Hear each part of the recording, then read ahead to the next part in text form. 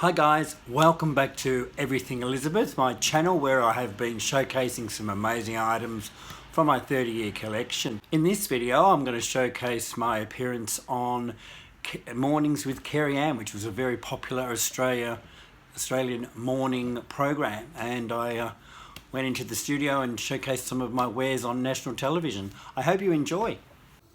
Elizabeth Taylor, as we all know, one of the most iconic and beautiful movie actors of all time, famous for her love of opulent jewellery, and recently announced that some of Elizabeth Taylor's most favourite possessions, including a selection of jewellery and accessories, will go on worldwide exhibition before being auctioned off in New York later this year. But if you can't get that far, do not worry. We've got a very special treat this morning for you. Wayne Griffin was a pen friend to Elizabeth Taylor for over 15 years and has a collection that would really perhaps rival Elizabeth's own. Have a look. I don't believe I know who you are. I'm sure you don't, but I know who you are. You do? You're the prettiest girl in Santa Barbara. That's obvious. Thank you very much. My love for this legendary actress Elizabeth Taylor all started back in about 1984. I went to the letterbox one day and there was a postcard in there of James Dean and Elizabeth Taylor in the movie Giant, and I thought I didn't know who she was. So I raced out and hired that movie, became addicted to just her presence on the screen.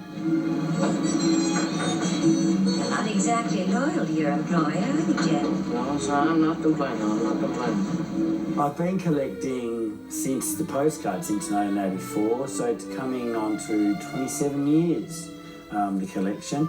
All pretty much standard things that people collect, and now it's grown to the stage where it encompasses every element of her life. So we look at all her perfumes, we look at items of clothing either worn in movies or things that have come directly from her wardrobe. My favourite pieces from the collection would be the rhinestone suede boots that Miss Taylor had made for her 60th birthday, and the 1986 Oscar dress that she wore to the Academy Awards. It's pretty unique. So long now, you've filled my life. Like a great noise that I hear everywhere in my heart. I want to be free of you. Elizabeth Taylor is an icon to me, and probably so many other people, is because she represents true stardom. She represents true celebrity. If you look at the people we have today, they don't to me, they don't represent what she represents. She let people see the real side of her, and there was nothing false about who she was. She was a real star. And Wayne is with us this morning. Brought a few of the pieces from his collection. Good morning, Wayne. Good morning, Kerry Ann. What was your original fascination with Elizabeth Taylor? Well, it was simply this postcard. Actually, was the very first thing that we got in the post. She came to me in the letterbox, basically years ago, 1984 or so, and I followed that up. I watched that movie, and then it just grew from there. How did you become pen pal?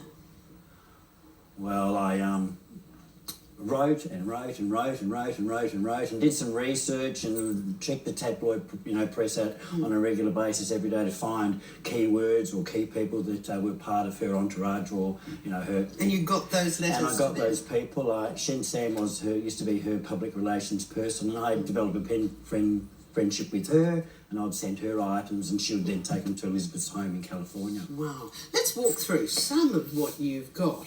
The collection is truly amazing. Just explain, of course there's a famous photograph with Michael Jackson and Elizabeth Taylor. Yeah, they're holding hands and their signatures are touching as well, so that's quite a unique piece. I mean, there's about 10,000 pieces in the collection. 10,000? Where do you keep them, Wayne? It's in a little locked up area.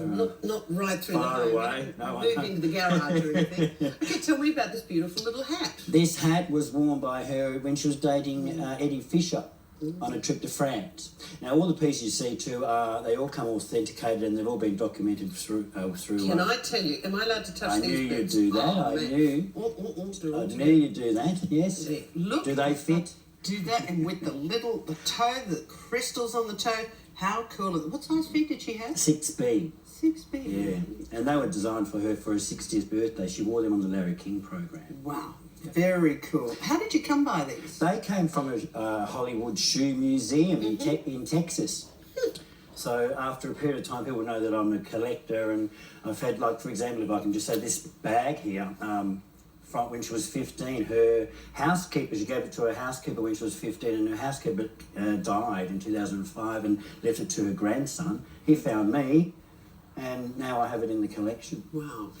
And let's look at some of the gowns that she wore. Now, I know the jewellery looks beautiful up there, but perhaps not the original. No.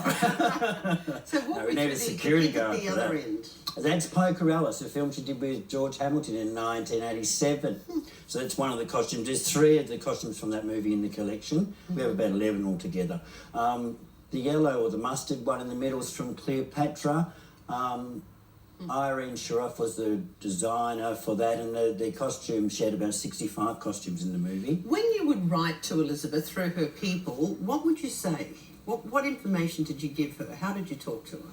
I always try to do things different. I mean, I should imagine if I was famous, perhaps I'd get the same old standard letter. So I tried to do something sort of not crazy, but something that would really stand out.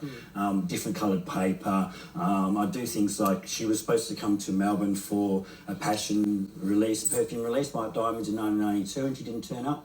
So I went into the store and took all the photos of the promotions and everything and put that in a folder and sent that to her. And that's when she sent me her very own personal signed bottle of white diamonds, which is part of the collection. Have you got, that's not here this I morning. didn't bring that. So how did she respond to you? What did she say on a personal level? Lots of different things. I mean, I had birthday cards. There's a birthday card from Elizabeth Taylor.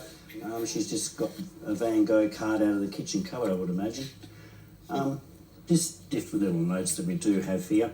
Yeah, but very sweet for her to personally respond. And she knew a bit about you, didn't she? Well, she did. She knew about the collection. She signed off on copies of the collection quite often. And, you know, she'd even just randomly send me things like a signed copy of this book. So she appreciated the fact that you went to a lot of trouble to appreciate her career and her life. Yes, right up until November last year. I still was getting correspondence from her in November last year. And you put it all together in a book, and I've got to say, it's beautifully done. Congratulations on it, Wayne. And what will you do now? Well, you spoke earlier about the collection, Elizabeth Taylor's personal collection being toured around in Moscow and all different places. They won't be coming to Australia, but I'm planning on working with a radio station in Melbourne, and we're looking at doing an exhibition of our own in Australia on World AIDS Day. Well done, Wayne. We appreciate your time this morning bringing these glorious pieces. Thank you. It's a pleasure. Wayne Griffin joining us. As always, don't forget to like and subscribe, and check out any links that I may have put down in the comments section. If you want to send me a comment or any kind of remark at all, please do. I look forward to hearing from you. The next video that will be coming up will have something to do with, of course, and I said this last time, Who's Afraid of Virginia Woolf? So keep your eye out for that one. And thanks again for checking into my channel, Everything Elizabeth.